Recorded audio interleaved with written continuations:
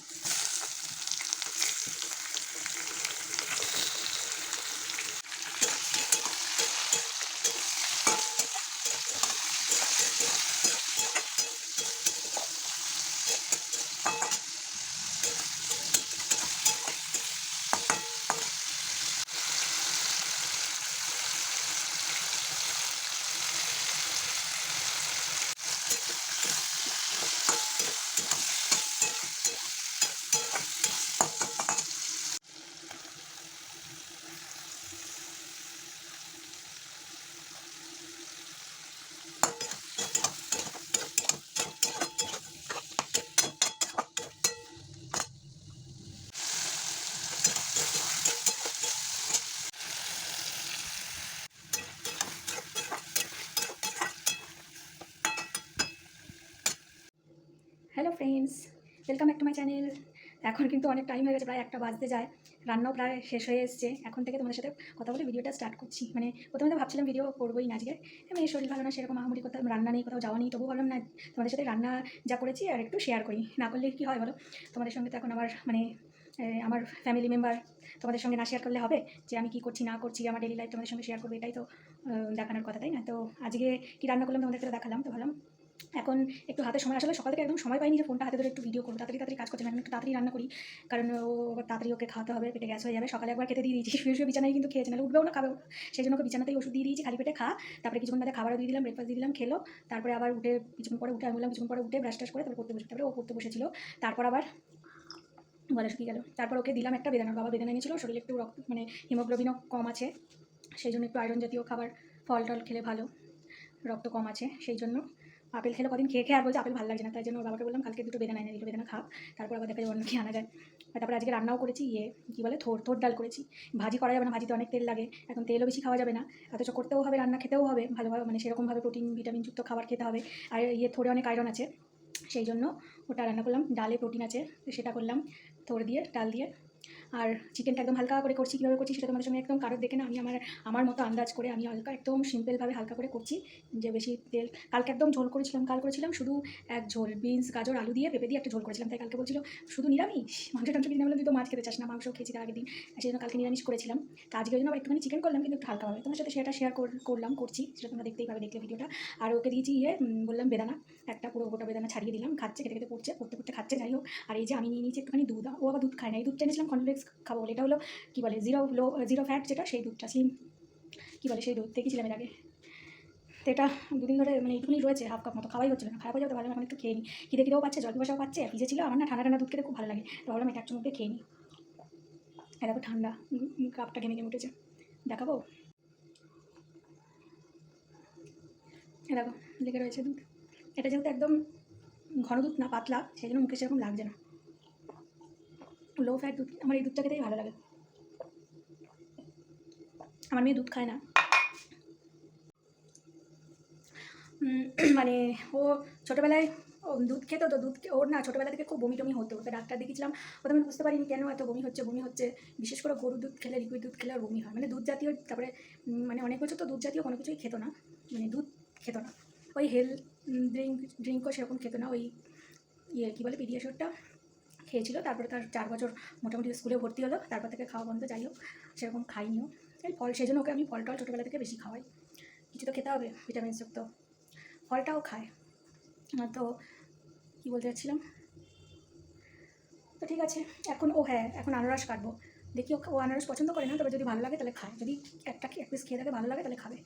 আর ওর বাবার আনারস খাওয়া বারণ, ওর বাবাও রোজ একটা করে আপেল খেয়ে যায় কাজে যাওয়ার আগে, সকালে চা ব্রেকফাস্ট খায়, তবে কাজে যাওয়ার আগে ফ্রিজ থেকে আপেল বার করে রাখি, একটা মেয়ে খায়, আমি খেলাম, নাহলে আমার রোজ, আমারও তো খাওয়ার দরকার নেই, আমাকে অনেক আছে, ওদেরই বাপ বেটির শরীরে এই কম সেই কম, সেই জন্য ওদেরকেই দিয়ে দিচ্ছি আমি। মাঝে মাঝে আমি হয়তো মেয়েকে দিলাম, তখন ওখান থেকে 1 পিস 2 পিস খেলামই। আর ওর বাবাকে বললাম শেষ আজকে তোমার জন্য আপেল টাপেল এনে রেখো আবার, বললো ঠিক আছে। এখন আমি রান্না হচ্ছে, মাংসটা হচ্ছে হোক, আর ওটা অল্প আছে বসে রেখেছি, মাংসটা সেদ্ধ হোক, তারপরে আবার বাকিটা তোমাদের সঙ্গে শেয়ার করবো, মানে রান্নাটা।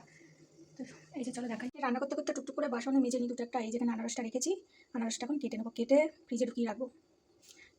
আনারসটা সেই অনেকদিন আগে এনেছিলাম, দেখিয়েছিলাম এর আগে একটা ভিডিওতে, একটু সবুজ সবুজ ছিল, এখন মনে হচ্ছে হয়ে গেছে। বেশি রেখে দিলে আবার তারপরে লাস্টে দেখবো পচেই গেছে।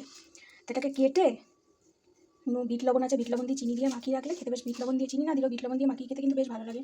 তা কেটে রেখে দেবো, কাটা থাকলে যখন খেতে ইচ্ছা করবে খাওয়া যাবে, ওই কাটার অভাবে না খেতে ইচ্ছা করে না।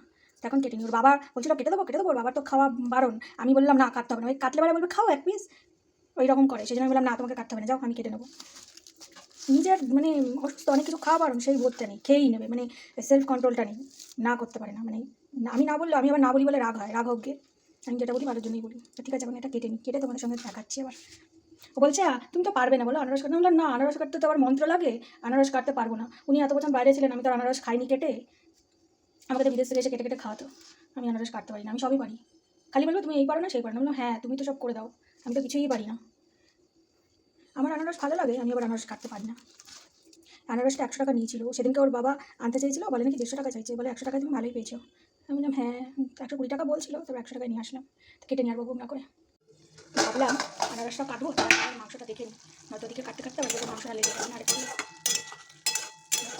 মাংসটা একটু সেদ্ধ, মুরগির মাংসটা বড্ড ছোলা ছোলা, আর একটুখানি জল দিয়ে ঢাকা দিয়ে বসিয়ে রাখি নাকি এবার লেগে যায়। একটুখানি সামান্য একটু জল দিই, মাংসটা তখন বলতে থাক, আমি দিকে আনারসটা চট করে কেটে ফেলি, পরে আবার তোমাদের সামনে আসছি। এই যে আমি একটা পেঁয়াজ কুচিয়ে নিয়েছি ছোটো সাইজের, আর ক্যাপসিকাম 1 টুকরো ক্যাপসিকাম, আমি অনেকটা দিলাম, অল্প করেই দিলাম। আর এই যে এখানে মাংসটা, চিকেনটা এরকম শুকনো শুকনো হয়ে গেছে, আমি গ্যাসটা অফ করে দিয়েছিলাম, তাহলে আরও শুকনো হয়ে যাবে, তাই এবারে চালিয়ে দিই, আস্তে করে দিই, দিয়ে এবার পেঁয়াজ আর ক্যাপসিকাম কুচিটা দিয়ে দেবো, দিয়ে ব্যাস নেড়ে চেড়ে নামিয়ে নেব। বেশি কিছু মশলাপাতি নেই তো, একটু ক্যাপসিকাম পেঁয়াজটা দিলে কি মানে চিকেনের যে একটা গন্ধ থাকে সেগুলো রাখবে না। রসুন কুচি ভাজা দিয়ে নিয়েছি প্রথমেই, সেভাবে দিলে একটু ভালো লাগবে, এই যে আর কিছু না। একটু জোরে দিয়ে দিই, দিয়ে একটু নাড়াচাড়া করেই গ্যাস অফ, নুনটা করতে দেখি ঠিকই আছে, মানে আমি নুন কমই খাই, জাস্ট একটুখানি 1 মিনিট মতো এইভাবে জোরে আছে একটু নাড়াচাড়া করেই নামিয়ে নেব। এই যে একটা বড় ক্যাপসিকামের অর্ধেকটা ছিল, তো সেখান থেকে অর্ধেকটা আবার দিয়েছে, অর্ধেকটা রেখে দিয়েছি, ভাবলাম পুরোটা দিলে অনেকটা হয়ে যাবে, চিকেন এইটুকুনি তো তখন ক্যাপসিকামের একটু কম মানে নিতে পারবে, ভালো লাগে, একটুখানি দিলাম, ক্যাপসিকামের সুন্দর গন্ধটা আসবে, ব্যাস হয়ে গেছে, ব্যাস অফ করে দেবো, ব্যাস চিকেন ভুনা একটা যাই হোক একদম রেডি, শুকা শুকা চিকেন। তো এইভাবে অবশ্যই একবার ট্রাই করে দেখতে পারো। বেশি মানে তেল মশলা খাওয়া সবার জন্যই ভালো না, এরকম অল্প মাস তেল মশলা, তেলটা একটু হয়েছে কিন্তু আমি বেশি তেল দিইনি, মানে হিসেব মতো 3 চামচ তেল দিয়েছি, তা দুজনে মিলে তো খাবো 3 চামচ, তার দুজনের পেটে যাবে না, হাফ যাবে, তো ঠিক আছে চলবে এতটুকুনি। তো হয়ে গেছে, গ্যাস স্টপ করে দিলাম, এবার থাক ঢেলে নিচ্ছি। আর এই যে আনারসটা ছাড়িয়ে নিয়েছি, ওইদিকে মাংসটা হয়ে গেছিলো, দেখতে গেছিলাম, এবারে আনারসটা কেটে নিয়ে রাখো, ভালো হয়েছে না কাটা, এবারে শুধু পিস পিস করে কাটবো ব্যাস। এই যে আগবাটি আনারস আমি কেটে ফেলেছি, এটা এখন ফ্রিজে রেখে দেবো। এখন নুন আর চিনি মাখাবো না, তাহলে পুরো জলো জলো হয়ে যাবে, যখন খাবো তখন মাখিয়ে নেবো বিট লবণ আর চিনি। চিনি না দিলেও বিট লবণ তো দেবোই, তাহলে খুব ভালো লাগবে খেতে, বিট লবণ দিয়ে খেতে খুব ভালো লাগে যে কোনো ফল। আমি খেলাম একটু শুধু শুধু, কিন্তু একটু বিট লবণ দিয়ে মাখিয়ে খেলে বেশি ভালো লাগবে। এখন খাবো না, তাহলে আর ভাত খেতে পারবো না।